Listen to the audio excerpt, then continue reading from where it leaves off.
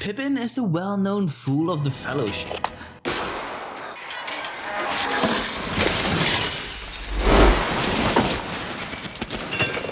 Fool of a took. Throw yourself in next time and rid us of your stupidity. And this wasn't the last time. What if I told you that one of his blunders was actually crucial for Sauron's defeat? In fact, this foolish deed set off a chain reaction that led directly to the destruction of the One Ring. Let me show you what I mean. Before I'm going to give you my entire theory, I'm going to set the scene a little bit first. Merry and Pippin met up once again with Legolas, Gimli, Aragorn and Gandalf just outside of Orthanc. It is shortly after the Ents had taken over Isengard and Theoden had won at the Battle of the Hornburg. After some catching up, they go and talk to Saruman. And I know that a lot of you who are watching this know exactly what deed I'm talking about. So I'm going to make this really short just for those who doesn't really know exactly. After they had a lovely conversation with Saruman, who just rejected Gandalf's offer completely because he wanted to stay put in the Tower of Orthanc. Grima is there as well in the tower and thought, yeah, I'm going to throw some stuff at them. And he took one of those stones, those seeing stones that he threw right at them, which honestly Saruman was really angry for. Well, you can't imagine. The only thing that could give him some information, the only valuable thing, the reason that he wanted to go to Orthanc as the first place was for the Seeing Stone, the Palantir. So knowing that Grima just threw this away to the people that he hated? Hilarious. This is the moment that Pippin took the stone from the water and Gandalf immediately took it from him. But Pippin was so curious that he couldn't even sleep. He wanted to take a look at the stone one more time. Let me tell you what happened. I tried to get away because I thought it would fly out, but when it had covered all the globe, it disappears. Then he came. He did not speak so that I could hear words. He just looked, and I understood. So you have come back. Why have you neglected to report for so long? I did not answer. He said, who are you? I still did not answer, but it hurt me horribly. And he pressed me, so I said, a hobbit. Then suddenly he seemed to see me, and he laughed at me. It was cruel. It was like being stabbed with knives. I struggled, but he said, wait a moment. We shall meet again soon. Tell Saruman that this dainty is not for him. I will send for it at once. Do you understand? Say just that. Then he gloated over me. I felt I was falling into pieces. No! I can't say anymore.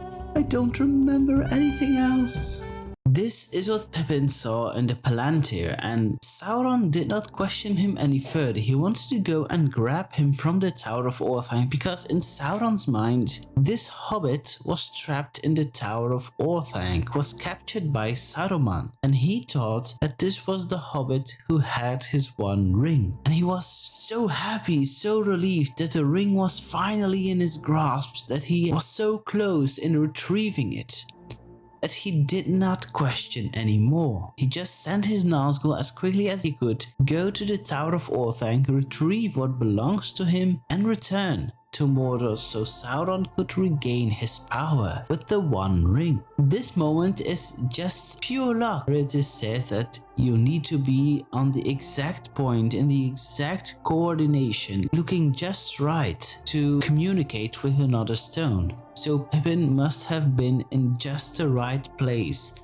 taken the stones so he could communicate with Sauron. This moment was so crucial for the rest of the story, and might I say, Pippin's most iconic moment, although he never meant it.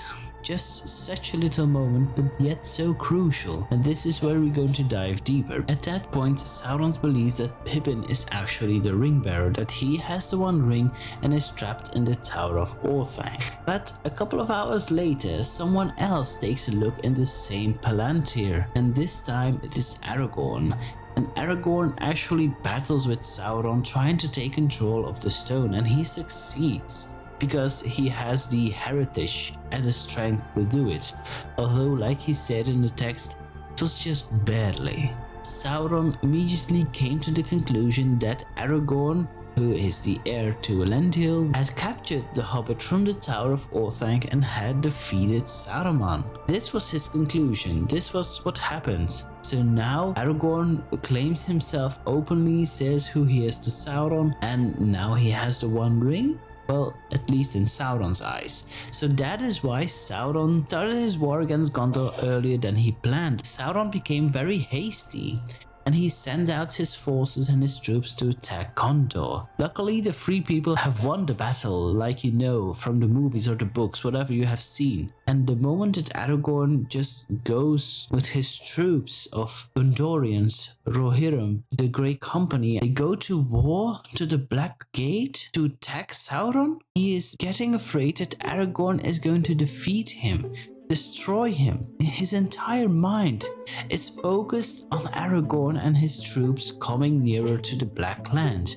His Nazgûl are taking a look at Aragorn, how his movements are, what is he doing, are we going to see some strategies? He's trying to do everything in his power to keep control of what happens, so he had a chance in defeating Aragorn, and that is honestly the true purpose of the mouth of Sauron as well. It is a lovely character, well, lovely in a way that I do enjoy him. I do enjoy him in the books, how he is portrayed, but it is just coming to the point that they gotta use the mouth of Sauron so in a way they could defeat Aragorn and his men. But what Sauron didn't know was that Frodo, well, he did know that Frodo was walking in Mordor.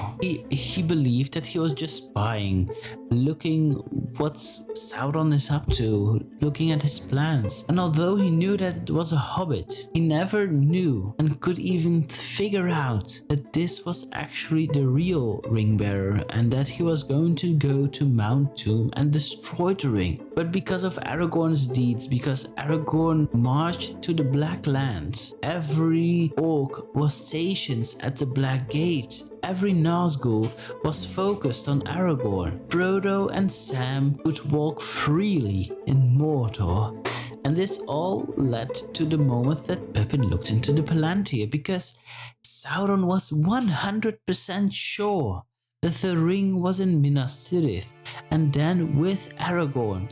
He was so sure that the ring was there and that he was afraid that Aragorn would claim it for his own and gain more power. But Sauron was deceived at the end, because Frodo claimed the ring for himself when he put it on his finger at the cracks of Doom. And it was here that Sauron knew what had happened and how he was deceived, and he wanted to send his Nazgûl as quickly as they could, fly to Mount Doom, regain the One Ring. But it was too late, because Gollum fell with the One Ring with his precious into the fires of Mount Doom, and the ring got destroyed and Sauron defeated, all because Pippin looked into the Palantir. By luck, foolish luck. So just remember, when Gandalf says, "You fool overtook," think twice, Gandalf, because even all fools can aid in the victory of Middle-earth. Although Pippin made sure that the road was free for Sam and Frodo to walk on in Mordor, so they could simply walk into Mordor. I know, I'm here again with this simply walk into Mordor. Well, it will be there a couple of times, I guess, because they could simply walk into Mordor because of what Pippin did. Frodo had still to do it, and honestly, he's the only one who could. And if you want to know more why that is, why no one else could do it, although Frodo had failed, he was the only one chosen to be. He was the only one who could finish the task, and you will find that out in this video. I'll see you in the next one. Bye bye.